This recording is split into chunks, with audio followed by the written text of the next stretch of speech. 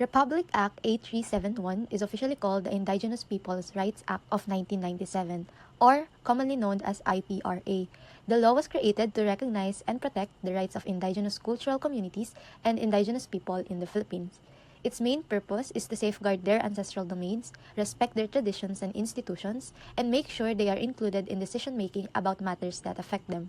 The state also acknowledges that indigenous groups have their own ways of life and culture that must be preserved and developed.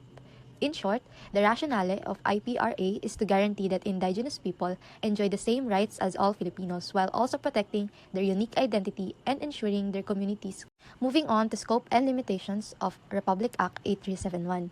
On the scope of IPRA, the law grants four major bundles of rights. First is the right to ancestral domains and lands, which means right to own, use, and control their territories. Second is the right to self-governance and empowerment, which means indigenous community and people can follow their customary laws and institutions. Third is the right to social justice and human rights, which means equal protection under the law and access to basic services.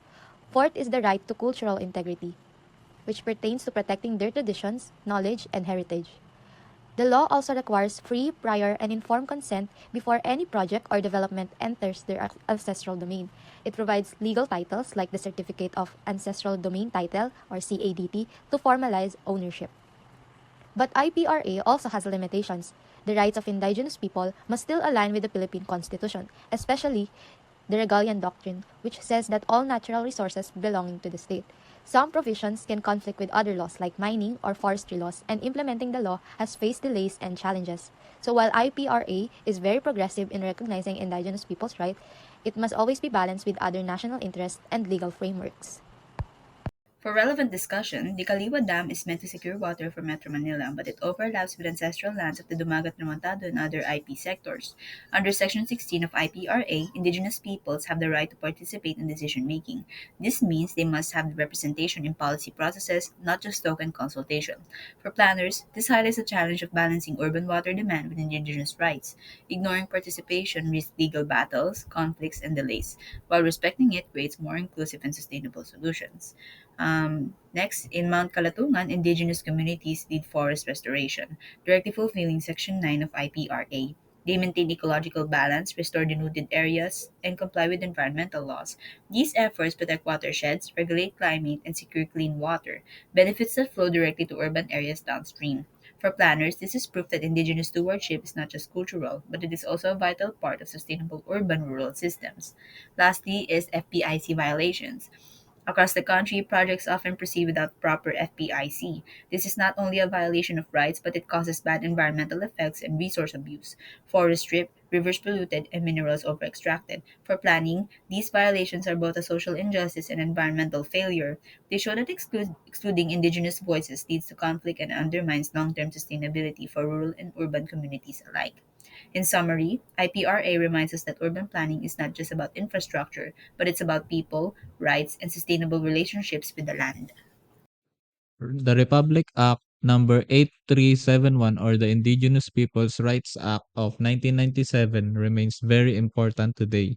It protects the rights of IP community to their ancestral lands, culture, and self-determination while also promoting environmental protection that benefits rural and urban communities. The strength of the law is giving legal recognition to ancestral lands and ensures indigenous people have a voice in governance. However, there are still gaps. Implementation is weak because of land conflicts, limited enforcement, and development projects that often displace indigenous communities. To improve the law, four recommendations can be made. First, strengthen the free, prior, and informed consent process so it cannot be manipulated as seen in issues like the Kaliwa Dam. Second, guarantee the independence and accountability of the NCIP as emphasized by the Commission on Human Rights. Third, enhance protection of ancestral domains by fast-tracking land titles and enforcing protection against destructive projects. And fourth, institutionalize the participation of IP community in policymaking by requiring their representation and proper impact assessments for major projects. In summary, RA 8371 is a strong law on paper, but it must be enforced better to truly protect IP community and their ancestral land. For the second law, RA 9710, Magna Carta of Women of 2009, this law is a landmark law that recognizes the economic, political, and sociocultural realities that affect women's condition today. It is needed because the state must actively work to abolish unequal structures and practices that perpetuate gender discrimination. Its core mission is to affirm the role of women in nation building and ensure their substantive equality with men. This also promotes empowerment by providing equal opportunities and access to resources. Also, it upholds women's rights as human rights, intensifying effort to protect them from all forms of discrimination, in line with international agreement like CEDAW. Also, it provides the necessary mechanisms to ensure women can actively participate and contribute to the development of the economic, political, and social realms. The scope and beneficiaries. The law's scope is broad. It applies to all women in the Philippines. It specifically guarantees comprehensive rights and protections, specifically to marginalized women. This includes but not limited to small farmers, fisher folks, urban poor, workers in both formal and informal sectors, indigenous people, and women in especially difficult circumstances such as victims of abuse or trafficking. The limitation of this law is that it's concerning culture. It states that customary laws shall be respected, but only provided that they do not discriminate against women. This ensures that the cultural practices cannot override a woman's fundamental human rights. To sum up, the Magna Carta of Women is the state's commitment to making gender equality a tangible reality for every Filipino woman. For our relevant discussion, we connected our cases to three key provisions of the law: Section 20 on disaster and evacuation, Section 22 on housing and eviction, and Section 27 on workplace and transportation safety. First is the women-friendly spaces during disaster under Section 20. Many evacuation centers in the Philippines still lack the basic facilities for women and children. Families often share a single toilet with no private bathing area, safe lighting, or separate sleeping spaces. This condition increases the risk, including harassment for women and children during disaster. Second is the night shift worker and safe mobility, aligned with Section 27. Cebu City is piloting a pre-night shuttle service for night shift worker, especially the BPO sector. In this project addresses late-night transport challenges by providing safer, more accessible, and affordable mobility option. Lastly is organized women's response to urban poor housing in relation to Section 22. Research shows that while there is greater awareness now, the housing system still largely ignore gender-specific concern. Examples include poor water and sanitation, lack of secure tenure, and the limited role of women in decision-making about housing location or design. These cases reminds us that gender-sensitive policies are crucial to ensuring women's safety, mobility, and security. So for the synthesis, let's start with the relevance of RA 9710 today.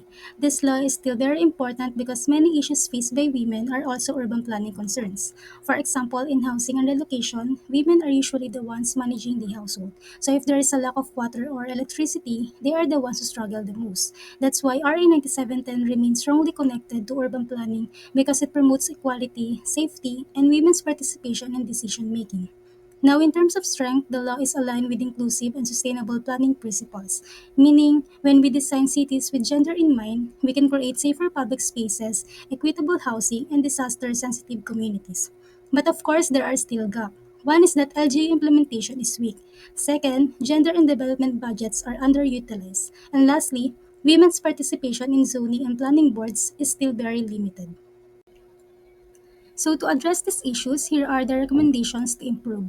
First, we suggest making our cities more gender responsive, meaning safer and more accessible for women. Second, for housing and relocation, women should be part of the planning and decision-making process so that communities can truly respond to their needs, including livelihood opportunities and childcare support.